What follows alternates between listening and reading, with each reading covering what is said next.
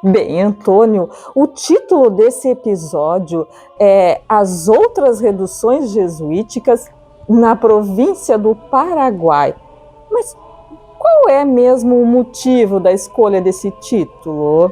Querida Matilde, nós já vimos em episódios anteriores que o projeto reducional é anterior aos jesuítas e que dentro do que conhecemos como 30 povos missioneiros ou reduções jesuítico-guarani, outros povos, para além dos guarani falantes, estiveram nelas presentes.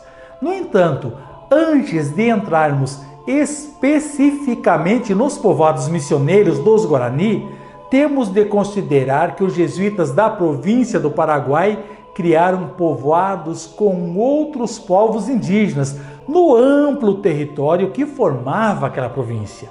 É sobre essa experiência missionária que nos deteremos nesse episódio.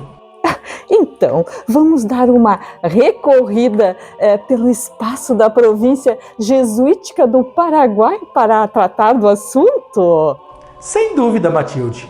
O primeiro grupo de reduções que destaco são aquelas fundadas pelos jesuítas em território pertencente à atual Bolívia, entre o Chiquito.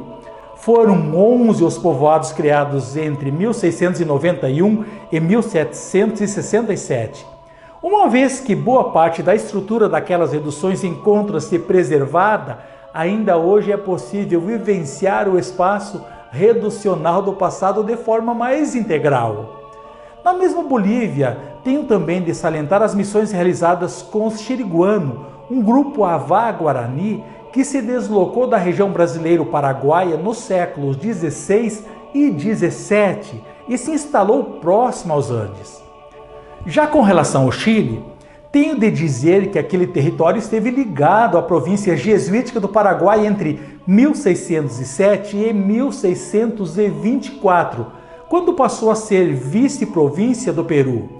Lá inicialmente o padre Diego de Torres buscou empreender missões junto aos indígenas, tanto em Arauco como nas ilhas de Chiloé. Realizando seus trabalhos a partir de fortes militares, no local não se chegou, talvez por isso, a implantar povoados nos moldes dos povoados dos Guarani. Ressalto que os missionários enfrentaram muita resistência no estabelecimento de missões naquele lugar, inclusive rebelando-se contra a nova moralidade instituída pelos jesuítas. Os Mapuche mataram os missionários Martim de Aranda Valdívia, Horácio Vec e Diego de Montalbán na região de Licura em 1612. Já na região de Tucumã, noroeste argentino, os jesuítas estabeleceram inicialmente missões volantes aos indígenas do Vale dos Calchaquí, onde viviam os povos Pulares, Chicanas, Diaguitas, Calchaquis, Lutintos, Acampes, Paucipas, Quilmes, Tolombones, que falavam a língua cacá. Para missionar entre esses povos, os jesuítas realizavam as entradas a partir das cidades espanholas, acompanhados de militares. Como durante mais de um século esses povos indígenas viveram em guerra constante contra os espanhóis, sendo que por isso o vale foi despovoado e seus moradores distribuídos entre as cidades espanholas, por conta dos constantes repartimentos dos indígenas entre os colonizadores que foram realizados. Os jesuítas tiveram grande dificuldade para estabelecer núcleos indígenas permanentes para além de missões volantes entre eles. Já na região chaquenha, uma vasta faixa da planície central da América do Sul, limitada a leste pelo sopé dos Andes, ao norte pela planície de Chiquitos, a leste pelos atuais Mato Grosso e Mato Grosso do Sul e pelos rios Paraná e Paraguai, e ao sul pelo Rio Salado, existia um conjunto bastante grande de povos indígenas, muitos dos quais atacavam constantemente os povoados coloniais e dificultavam o deslocamento dos colonizadores.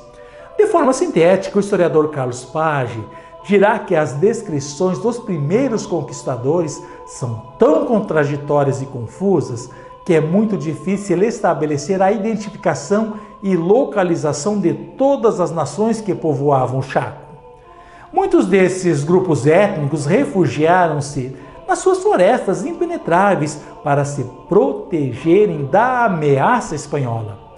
Mas para se ter uma ideia geral da composição etnográfica da região, podemos estabelecer a localização de 3 grandes grupos étnicos: Luli-Vilela, Guaicurú e Mataco-Mataguaio.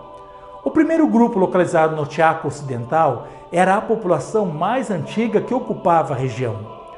Os Icistiné, Toquistiné, Oristiné e Matará pertenciam aos Lulis ou Tonogotés. Mais tarde chegaram os Guaicurú, que eram fundamentalmente os Toba, Abipão e Mocovi. Mas também, e entre outros, os Pilaguá, Mbaiá e Paiaguá, que mostraram uma maior rejeição à vida reducional. Finalmente, os Mataco-Mataguaio estabeleceram-se entre os rios Pilcomayo e Bermejo. A todos esses povos, os jesuítas direcionaram suas atividades missionárias e tentaram fundar povoados permanentes. Melhores resultados conseguiriam, entretanto, somente no século XVIII, pouco antes de sua expulsão da América. E vamos falar especialmente dos Guaicurú? Matilde, os Guaicurú, nome dado negativamente pelos Guarani a um conjunto de povos que compunham uma família linguística, ofereceram muita resistência à colonização. Por isso, as autoridades coloniais buscaram subjugá-los pela fé, já que não o conseguiam pelas armas, nas constantes guerras estabelecidas contra eles. Uma vez que eram invencíveis nas águas e depois que adotaram o cavalo também pela terra. Foram várias as tentativas realizadas pelos jesuítas de estabelecer missões permanentes entre eles. Dentre os que se dedicaram a essa tarefa encontram-se os padres Vicente Griffe e Roque Gonçalves no século XVII.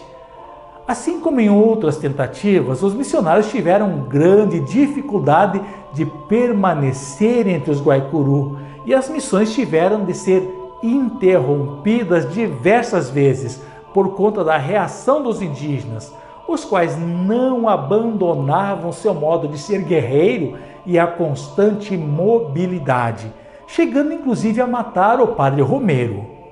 Os povos Guaicurú, apesar de comerciarem com os colonizadores, mantiveram seu ethos guerreiro ao longo de todo o período, sendo considerado um dos grupos humanos que mais resistiram à colonização e ao estabelecimento das missões religiosas.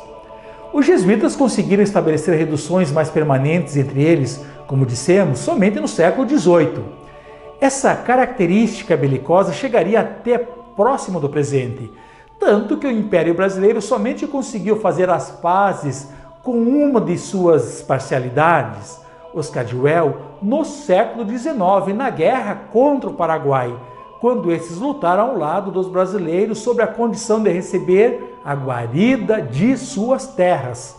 Atualmente, um dos povos herdeiros dos antigos Guaicurú em território brasileiro é exatamente o povo Cadiuel, localizado no Mato Grosso do Sul. Espero que tenhas gostado do assunto tratado nesse episódio. Até o próximo AgoDVT. Obrigado!